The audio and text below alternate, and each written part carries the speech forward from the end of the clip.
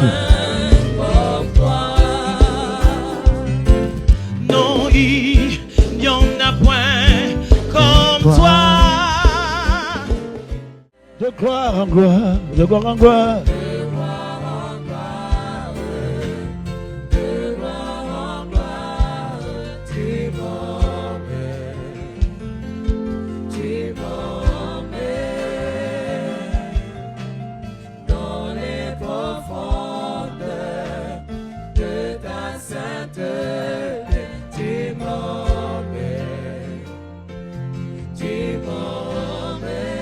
De gloire en gloire, de gloire en Merci Jésus. gloire. Seigneur, nous voulons te rendre grâce, Seigneur. Nous voulons te bénir, notre Dieu, notre Père. Nous voulons t'adorer, Seigneur, c'est notre raison d'être. Tout ce que tu as mis en nous, Seigneur, c'est de pouvoir te louer, Seigneur éternel. Annoncer ta grandeur, Seigneur. Célébrer ta fidélité éternelle, Dieu. Oh Dieu grand, Dieu bon, Dieu fidèle, Dieu juste, Dieu de miséricorde. Nous voulons te dire merci pour ces instants, Seigneur. Père, c'est ta parole qui nous construit. C'est ta parole qui nous bâtit, Seigneur. C'est ta parole qui nous ouvre l'esprit. C'est ta parole qui parle en nous, Seigneur. C'est ta parole qui donne la voix à l'esprit pour nous conduire.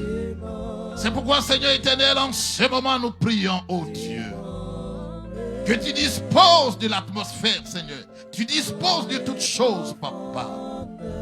Afin que ce que tu veux nous dire, ce que tu as pour nous, Seigneur, ce que tu as préparé depuis le ciel, Père, que notre entendement soit disposé, Seigneur, afin de recevoir ta parole.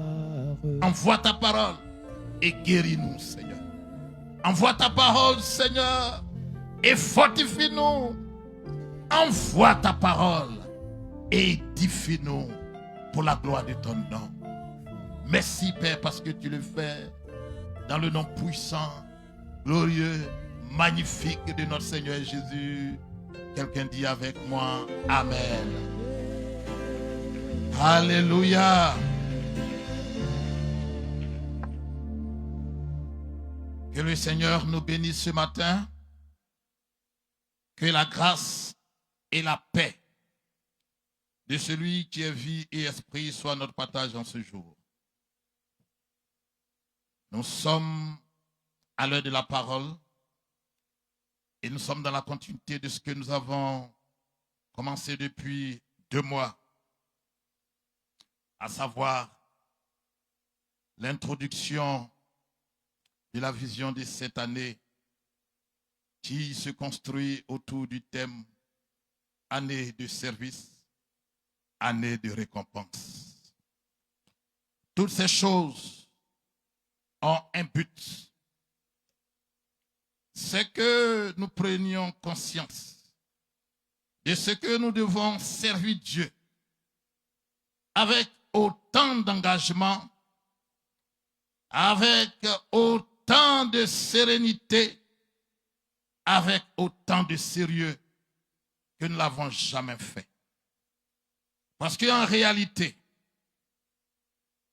la chose pour laquelle nous sommes appelés au Seigneur, au-delà de ce que nous recherchons personnellement pour nous, au-delà de ce que nous avons ou de ce que nous n'avons pas, notre mission ultime, le but de notre conversion, le but de l'appel de Dieu sur notre vie, c'est d'être instrument pour sa gloire. C'est d'être instrument pour son rayonnement. C'est d'être instrument pour l'accroissement de son royaume. C'est ça, la finalité de notre mission sur la terre des hommes. Nous avons reçu beaucoup d'enseignements relativement à cela, par rapport au texte de base, tiré du livre de Exode, au chapitre 4, les versets 22 et 23, nous avons reçu beaucoup d'enseignements. Et nous avons reçu le dimanche passé que nous devons être des adorateurs vrais. Servir Dieu en tant que fils, c'est d'être un adorateur dont l'adoration ne dépend pas des temps, dont l'adoration ne dépend pas des circonstances, mais l'adoration dépend de notre caractère de fils de Dieu. Parce que nous sommes faits pour l'adorer. Nous sommes faits pour lui rendre gloire. Nous sommes faits pour annoncer ses bienfaits à toute l'humanité. Nous sommes faits pour entrer dans l'intimité et lui dire ce qu'il est, lui dire ce qu'il représente, lui dire ce qu'il est capable de faire. Et ce matin, nous allons continuer dans cette lancée. Comment servir Dieu? Dans quelle disposition servir Dieu? Et nous allons le faire avec l'exemple d'un prophète de la Bible. Cet exemple va nous donner des enseignements, des orientations, des engagements, afin d'arrimer notre volonté, notre façon de vouloir servir Dieu à un principe fondamental qui est celui de l'obéissance. C'est pourquoi nous allons prendre nos Bibles dans le livre de Jonas. On va lire un peu beaucoup parce que c'est une histoire. Jonas, nous allons lire d'abord le chapitre 1er. Nous lirons quelques éléments du chapitre 2e et celui du chapitre 3e. Et nous lisons la parole de Dieu. Jonas au chapitre 1. Le verset 1 dit ceci. La parole de l'Éternel fut adressée à Jonas, fils d'Amitai, en ces mots. Lève-toi, va à Ninive, la grande ville, et crie contre elle, car sa méchanceté est montée jusqu'à moi. Et Jonas se leva pour s'enfuir à Tarsis, loin de la face de l'Éternel. Il descendit à Jaffo et il trouva un navire qui allait à Tarsis. Il paya le prix du transport et s'embarqua pour aller avec les passagers à Tarsis, loin de la face de l'Éternel. Verset 4. Mais l'Éternel fit souffler sur la mer un vent impétueux, et il s'éleva sur la mer une grande tempête. Le navire menaçait de faire naufrage. Les mariniers eurent peur. Ils imploraient chacun leur Dieu. Et ils jetaient dans la mer les objets qui étaient dans le navire afin de le rendre plus léger. Jonas descendit au fond du navire, se coucha et s'endormit profondément. Le pilote s'approcha de lui et lui dit, pourquoi dors-tu? Lève-toi. Invoque ton Dieu. Peut-être voudra-t-il penser à nous.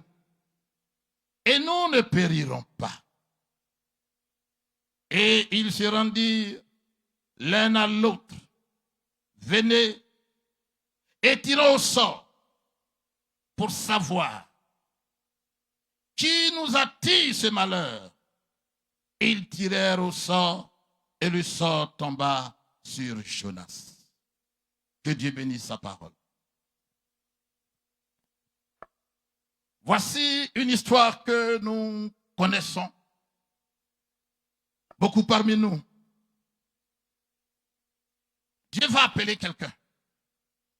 il appelle un de son nom, il lui donne une mission. La mission est claire. Il lui donne le lieu de la mission. Il lui donne le contenu de la mission. Mais le monsieur Jonas,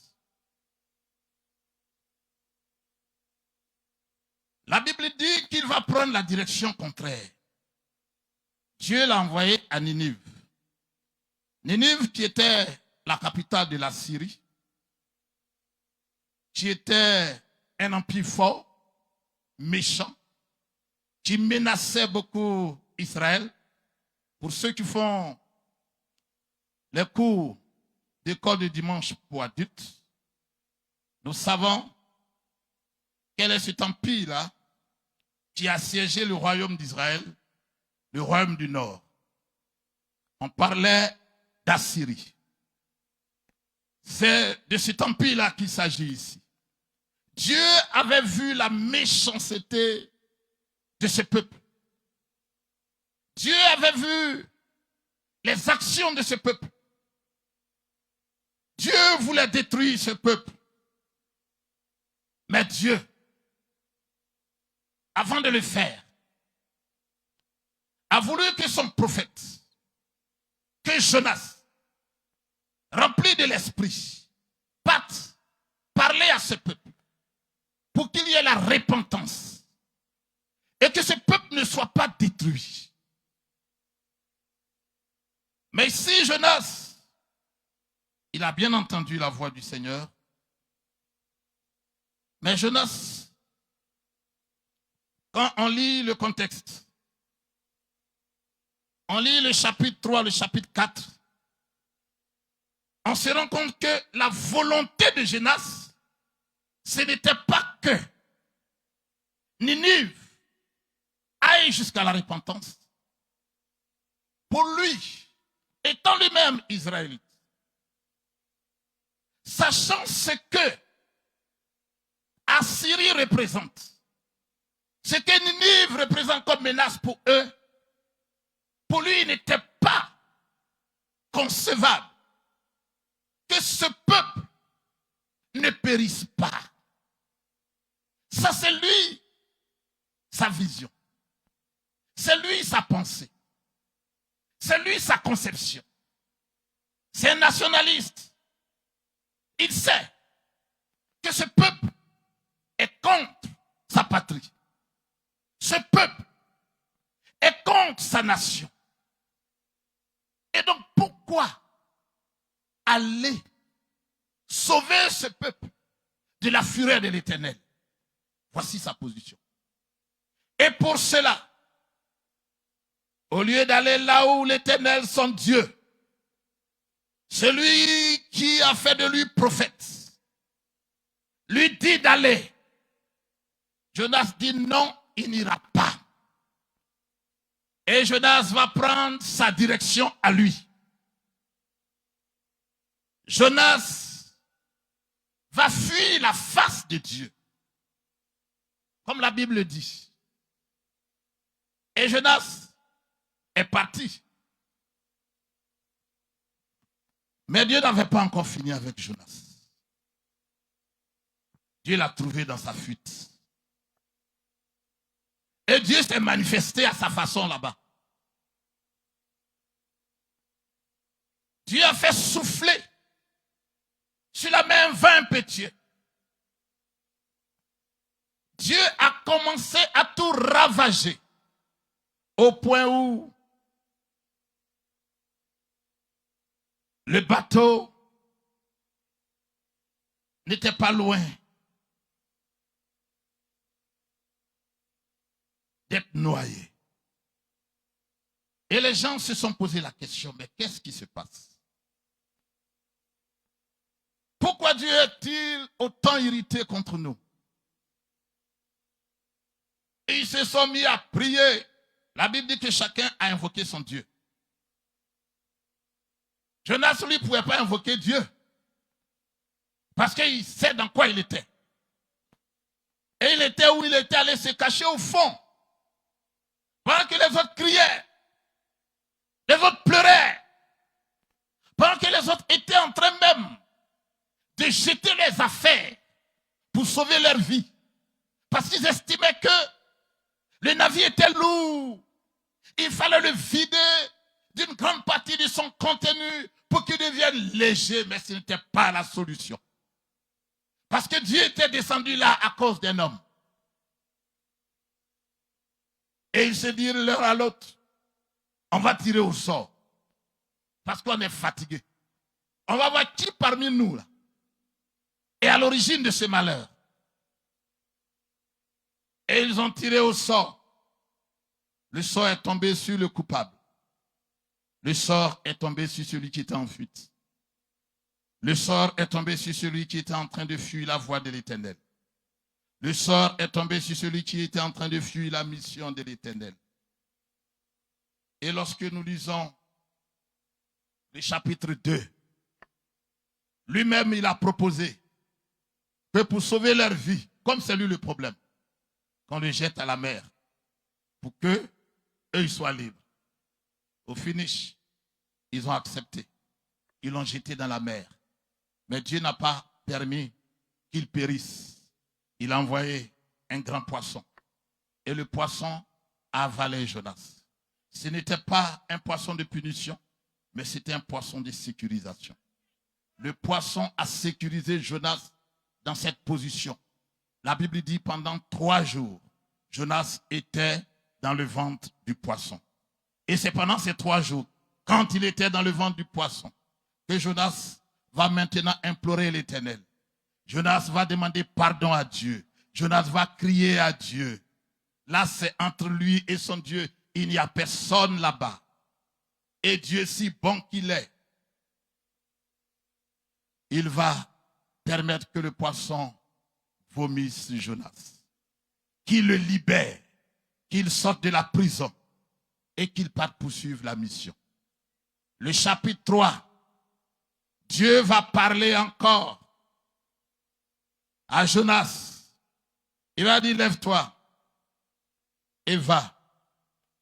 Jonas n'avait plus le choix. Jonas a pris la route. Jonas est allé à Ninive. Jonas avait toujours le cœur chargé. Jonas, s'il avait encore là le choix, il ne serait pas parti. Mais Jonas est allé. Parce que c'était sa mission. Il a réussi sa mission. Il a prêché à Ninive. Et là-bas, tout le monde a reçu le message. La Bible dit que le roi lui-même a prononcé un jeûne. C'était un jeûne, je peux dire, total, intégral, parce que les hommes jeûnaient. Les hommes portaient des sacs. Les animaux aussi jeûnaient. Les animaux portaient les sacs. Et enfin, Dieu a entendu le cri de Ninive. Et Dieu s'est repenti de détruire Ninive. Et Dieu a sauvé Ninive. Est-ce qu'on peut acclamer l'amour du Seigneur?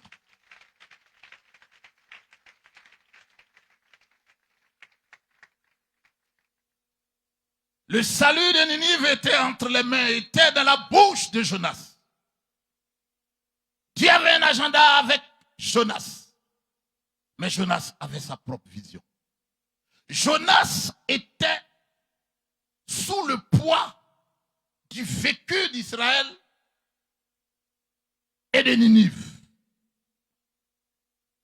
Jonas était dans sa propre pensée. Il n'était pas dans la pensée de Dieu. C'est pourquoi pendant que nous sommes en train de parler d'une année de service, pendant que nous sommes en train de parler de servir Dieu, il est important de savoir que l'élément capital dans le service de Dieu s'appelle l'obéissance totale, intégrale à la voix du Seigneur. C'est Dieu qui a l'agenda de son service. C'est Dieu qui connaît les priorités de son service. C'est Dieu qui sait où, quand et avec qui il doit marcher dans un temps, dans une époque, dans un lieu. C'est Dieu seul qui sait, qui est équipé, en qui il a mis les habiletés, il a mis la capacité, il a mis l'onction pour sortir un peuple, pour sortir quelqu'un, pour sortir une nation, pour sortir un quartier, pour sortir une famille d'une situation qui n'a que perdurer. Mais qu'est-ce que nous faisons? Dieu parle à quelqu'un. Va parler à ton voisin. Non, je ne suis pas la personne indiquée. On a fait trop à la... Le voisin ne m'aime pas. Le voisin est un sorcier. Le voisin fait des pratiques occultes. Le voisin empoisonne l'atmosphère de ma maison. Oui, Dieu le sait. Mais Dieu dit, c'est toi qui l'as choisi pour aller parler à ton voisin. Dieu dit, va sauver ta famille. C'est une famille de sorciers, une famille de méchants. Voici ce qu'ils ont fait à mes parents. La sorcellerie a décimé mes parents, mes frères et sœurs. Et nous avons ça dans le cœur, nous avons ça au plus profond de notre âme. Même quand Dieu nous parle, notre oreille devient fermée à la voix du Seigneur. Notre être résiste à la voix du Seigneur. Mais c'est nous qui sentons la chose ou c'est Dieu qui sent la chose? Dieu dit parle à ton quartier. Parle à ton patron qui ne t'aime pas, qui te méprise. Dieu dit intercède pour ton patron. Mais quand tu ouvres la bouche, ton cœur est tellement rempli d'amertume, tu ne peux pas le faire. Mais ce matin, Dieu vient vers nous par le biais de l'histoire de Jonas, nous demander de nous libérer de tout préjugé, nous libérer de toute forme de raisonnement, nous libérer de toute forme de raisonnement et de nous engager résolument dans l'obéissance totale à sa voix. C'est une année au cours de laquelle Dieu va beaucoup nous parler, Dieu va beaucoup nous orienter parce que nous sommes engagés dans le service. Mais sachons une chose, que ce qui fait réussir la mission, ce qui donne de la prospérité à la mission, c'est la voix de Dieu. C'est la force de Dieu. C'est la main de Dieu. C'est l'onction de Dieu. Mais l'onction de Dieu n'est là que là où on obéit à sa voix. Regardez tous les sacrifices que Jonas a consentis pour seulement obéir. Tu veux aller dans l'humiliation. Tu vas être exposé. Quand on lui a demandé, toi Jonas, tu es qui? D'où viens-tu? Je suis fils hébreu qui crée l'Éternel. C'est ce qu'il a dit. Je suis fils hébreu qui craint l'Éternel. Mais lui-même, pendant qu'il est en train de dire ça, il sait que là, il n'est pas en train de craindre Dieu.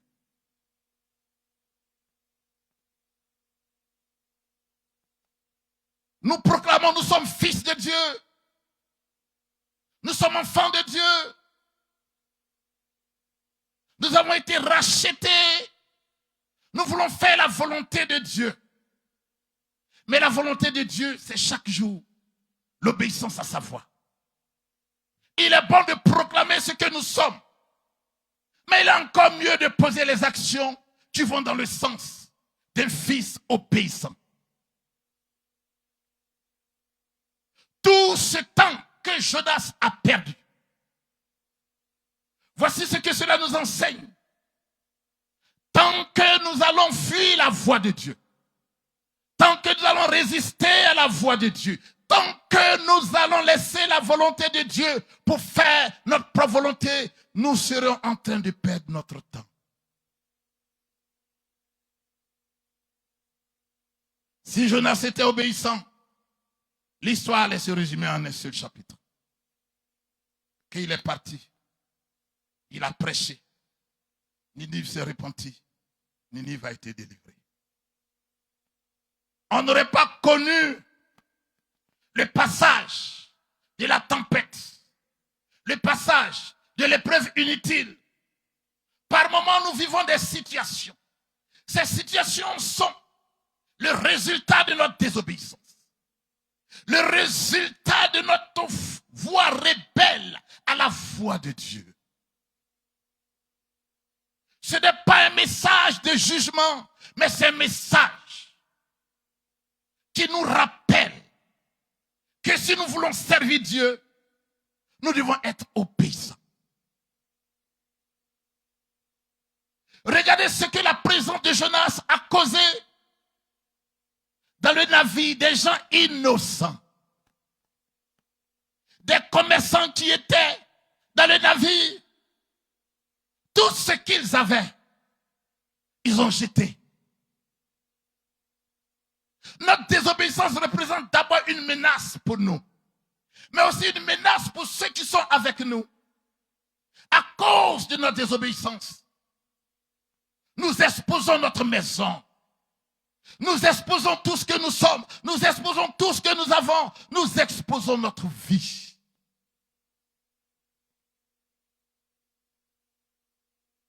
Les gens ont eu le malheur d'être avec Jonas dans le même navire. Qu'avait-il fait? Seulement d'avoir rencontré Jonas. Quelqu'un qui fuyait la voix de Dieu, qui fuyait l'appel de Dieu, qui fuyait la mission de Dieu.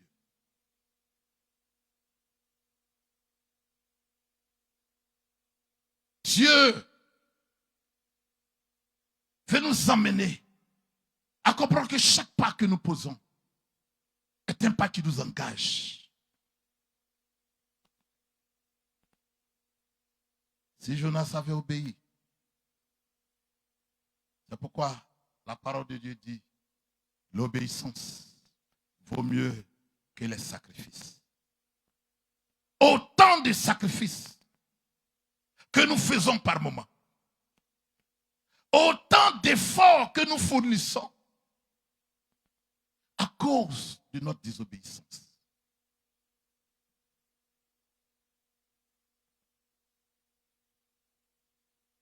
Autant de temps perdu. C'est l'heure de racheter le temps. C'est l'heure de reconsidérer notre position en tant qu'enfant de Dieu. C'est l'heure de se connecter à la vision céleste, à la vision divine. C'est l'heure de comprendre que notre vie ne nous appartient pas. Tant que nous allons penser que notre vie nous appartient, nous allons toujours discuter avec Dieu. Tant que nous allons continuer à discuter avec Dieu, nous allons perdre notre temps. Nous allons perdre des opportunités. Nous allons perdre notre destinée.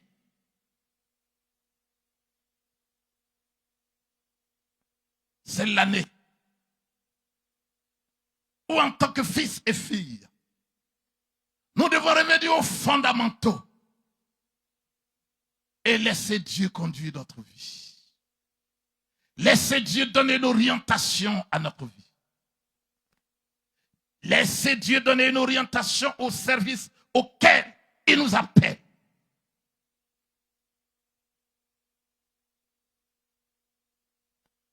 Dieu t'appelle-t-il à intercéder pour la nation? Personne ici ne dira que Dieu ne lui a rien dit par rapport à sa mission pour le service. Méditons sur la mission à laquelle Dieu nous appelle et faisons-le en étroite collaboration avec le Seigneur.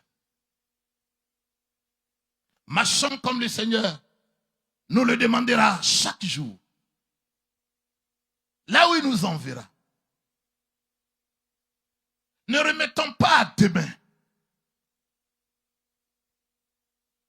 Jeune, c'est pendant que tu es jeune que le temps déborde entre tes mains.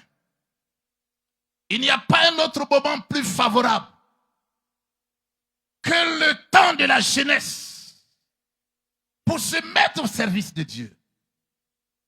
Je suis élève. Je n'ai que seulement à étudier. J'ai les vacances pour moi.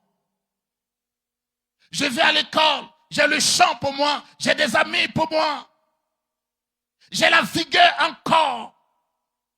Pendant que je travaille, je ne dois pas reporter l'échéance de ma mission en tant que serviteur de Dieu.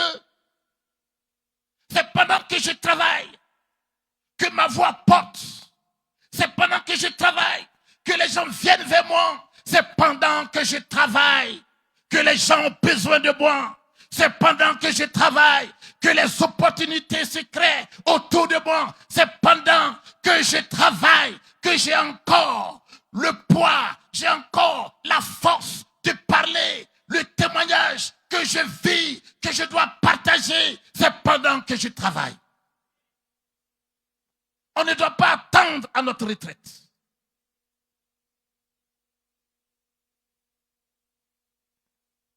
On doit s'organiser. Si on veut assumer notre mission, à chacun Dieu va confier quelque chose. Selon le temps qu'il nous donne, il va nous confier quelque chose. Soyons simplement attentifs à la voix de Dieu. On peut servir Dieu de plusieurs façons. Par notre temps, par notre talent.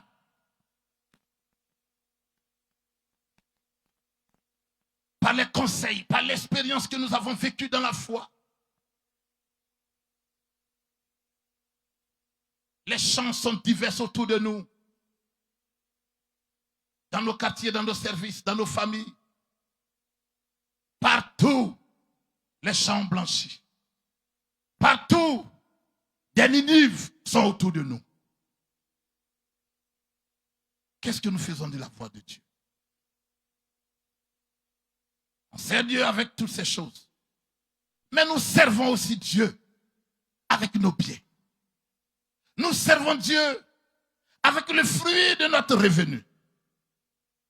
Nous servons Dieu avec nos biens. Nous servons Dieu avec ce que nous avons. Nous servons Dieu avec ce que lui-même il nous a donné. C'est pourquoi actuellement nous sommes en train de parler du temps de prémices. Les prémices représentent une opportunité pour nous de servir Dieu avec nos biens. Les prémices, c'est l'une des 7 fêtes que Dieu a instituées pendant les temps lévitiques. Que Dieu a appelé Moïse pour lui dire, voici les 7 fêtes que vous devez observer. Les prémices, c'est institué par Dieu. C'est un moyen d'aller adorer Dieu avec nos biens, servir Dieu avec nos biens. Et le dimanche prochain, le dimanche 8, ça sera pour nous la fête des prémices. Je voudrais engager un fils de Dieu, une fille de Dieu, un enfant de Dieu, quelqu'un qui croit en Dieu, à accueillir ce moment avec joie. Parce que la Bible parle de fête. C'est une fête. Parce que l'Éternel a recommandé que quand vous serez entrés dans ce pays-là, et quand vous allez récolter le premier fruit, vous allez me l'envoyer. Donc les prémices, c'est le premier fruit de nos récoltes. Comme c'est les paysans, c'est facile à comprendre. J'ai un champ de maïs. Le premier épi tu pousses, tu es prêt à consommer, ne me revient pas. Ça revient à l'Éternel. J'ai un champ d'igname.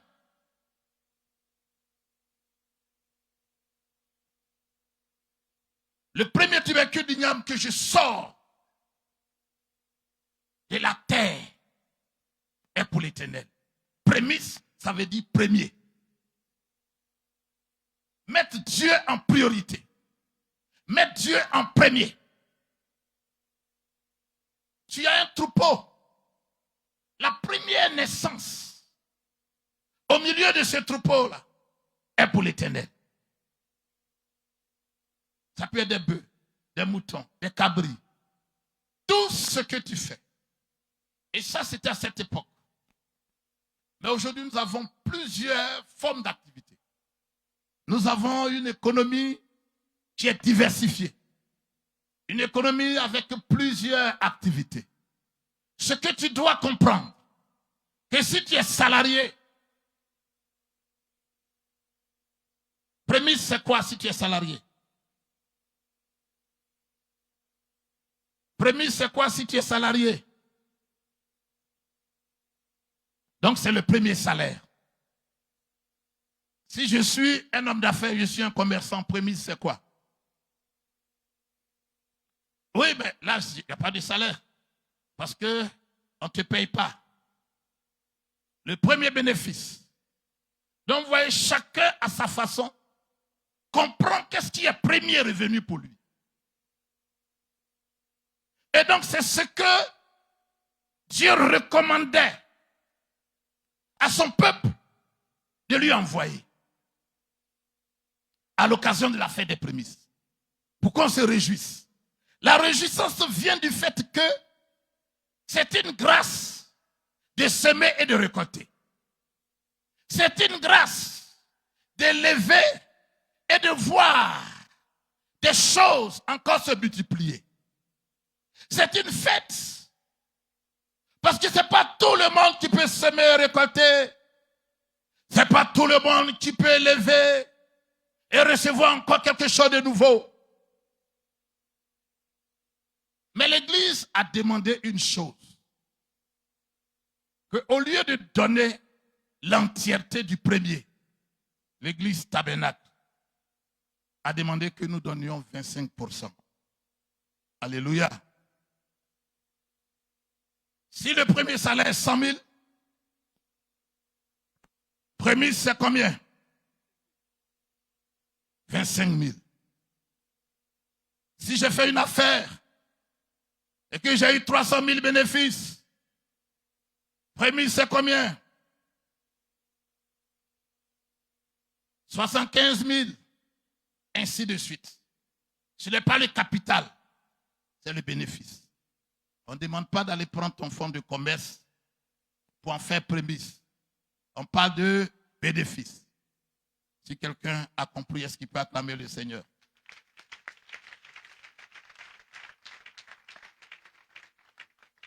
Et pour un enfant de Dieu, c'est une joie de venir offrir à celui qui est l'auteur de ce qu'il a reçu, à celui qui a permis que sa semence puisse donner un fruit. C'est un acte de foi, c'est un acte de reconnaissance, c'est un acte d'obéissance.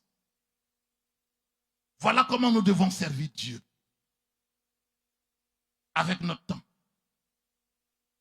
avec le fruit de nos revenus. Abraham, il a demandé quelque chose qui faisait beaucoup mal. En Genèse 22. Abraham, en ce moment, avait un dans sa main. Un qu'il avait, ce n'était pas un bœuf, ce n'était pas une brebis, mais qu'est-ce que Abraham avait? Abraham avait son fils, son unique. Dieu va le mettre à l'épreuve. Dieu va dire, va sur la montagne, va me sacrifier ton fils, ton unique. Là, tout était mélangé. Prémisse était là. Le tout était là. Après prémisse, il n'y avait plus rien. Abraham, le père de la foi. Abraham va prendre son fils, son unique. Il va partir avec lui. Son fils lui pose question, mais nous on s'en va, papa. On s'en va adorer, je sais, on adore avec quoi. Mais ce qu'on doit prendre pour l'Holocauste, je ne vois pas. Abraham est confus. Abraham sent la douleur. Mais Abraham a résolu d'écouter la voix de Dieu. Abraham a résolu d'obéir à la voix de Dieu. Et Abraham est parti. Abraham a lié son fils. Son fils, qui n'était plus un enfant, mais qui était adolescent. Qui avait peut-être les moyens de se défendre. Mais il a préparé tout. Il a lié son fils. Il a levé le couteau. Il a envoyé le couteau. Dieu crie, Abraham, arrête. Maintenant, je sais que tu m'aimes. Si on n'aime pas Dieu, on ne peut pas offrir. Si on ne connaît pas Dieu, on ne peut pas offrir. On offre à Dieu parce qu'on le connaît. Très souvent, les raisonnements nous fatiguent. Comme Jonas l'a fait. Je donne. À qui je donne? En quoi cela me profite? Mais je donne à Dieu parce qu'il me l'a demandé. Je donne à Dieu parce que c'est lui l'auteur. Je donne à Dieu parce que je le sais avec mes biens. Je ne suis pas en train de perdre, mais je suis en train de s'aimer. Je suis en train d'obéir. Je suis en train de provoquer le ciel.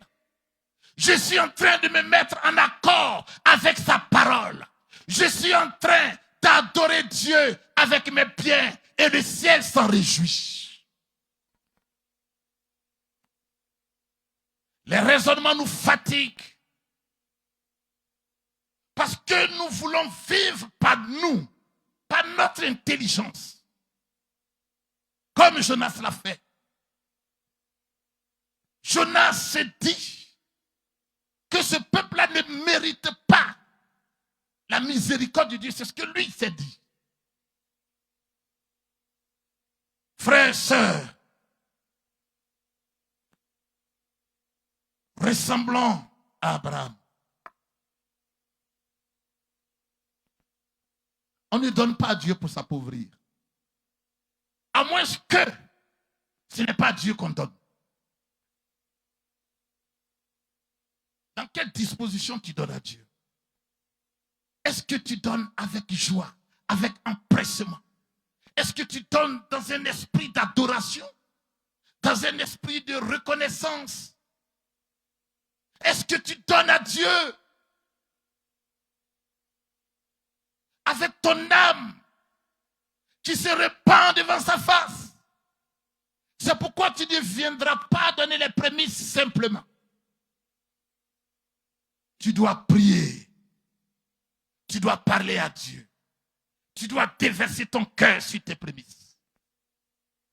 Tu dois lui exprimer ce qu'il est pour toi sur tes prémices. Tu vas aller en intimité avec lui sur tes prémices. Oh Seigneur, voici ce que je t'offre. Il est le seul juge pour juger nos offrandes. Parce qu'il est celui qui reçoit, si c'est à lui qu'on offre. L'obéissance, vaut mieux que les sacrifices. C'est pourquoi à partir de mercredi, nous serons tous ici pendant 3 jours. Et nous allons aller dans les détails. Nous allons prier. Nous allons prier le mercredi, le jeudi et le vendredi. On va se retrouver ici chaque fois à 19h. Nous allons prier avec les serviteurs de Dieu qui seront là. Nous allons préparer notre cœur. Nous allons préparer nos vies. Nous allons préparer tout ce qui est autour de nous pour aller à la fête des prémices. Ne manque pas. L'année est en train de commencer. On a fait beaucoup de proclamations en début d'année. Pendant 21 jours, nous avons prié, prié, prié, prié. Mais chaque pas que nous posons, c'est une brique que nous envoyons pour construire l'édifice de l'année que nous sommes en train de bâtir. Ne te mets pas en marche, ne te mets pas à l'écart. Obéis seulement. Avance seulement.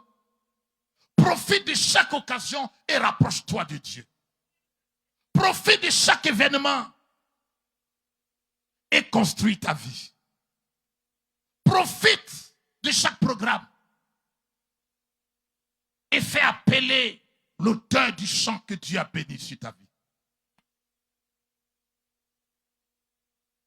Que tout ce qui en nous serve l'Éternel, que nos pensées servent Dieu, que notre comportement serve Dieu, que nos mains servent Dieu, que notre temps serve Dieu, que nos talents servent Dieu, que notre intelligence serve Dieu, que nos biens servent Dieu et que tout ce qui est en nous serve Dieu afin de voir sa gloire. Que Dieu nous bénisse. Que Dieu nous bénisse. Que Dieu nous bénisse. C'est pourquoi je vais t'inviter à te tenir levé. Nous allons faire une seule prière. Tu as demandé pardon à Dieu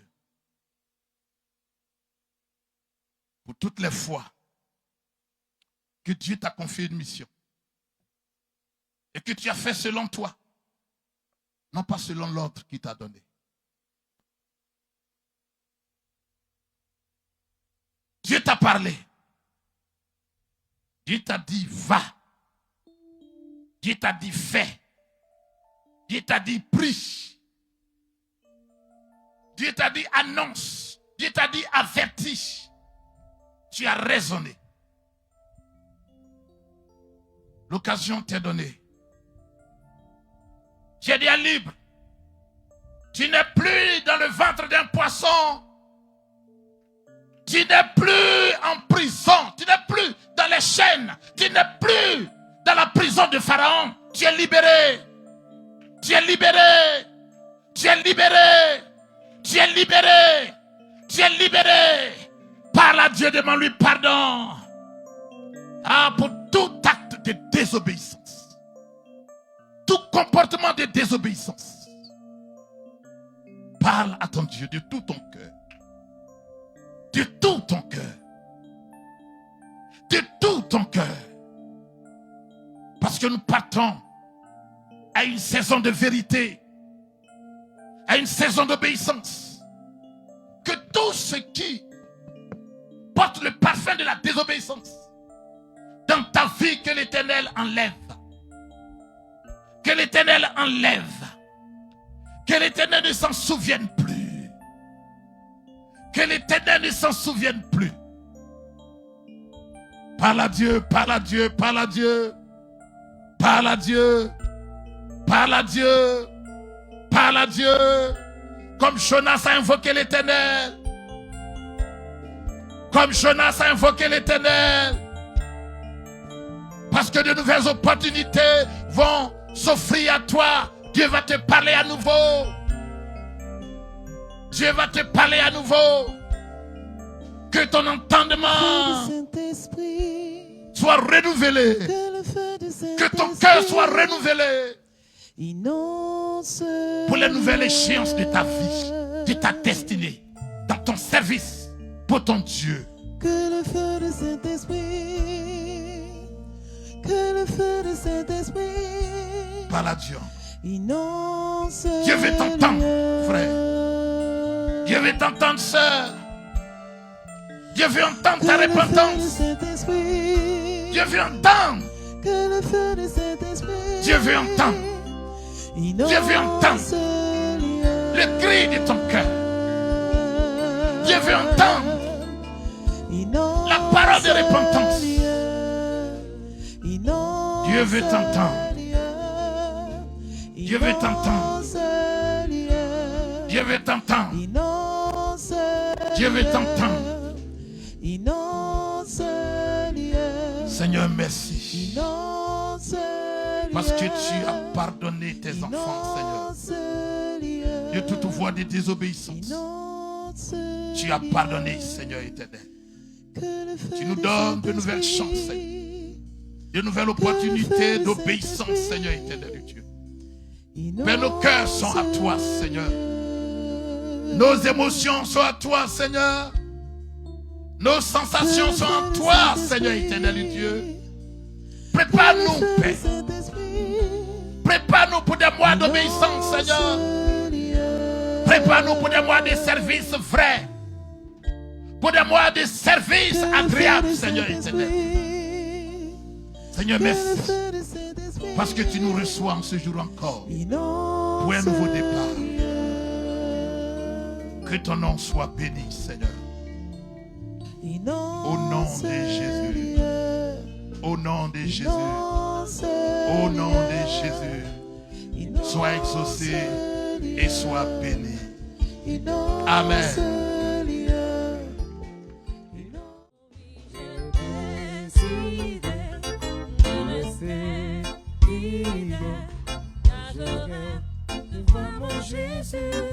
Un jour, oh oui, j'ai décidé de rester fidèle,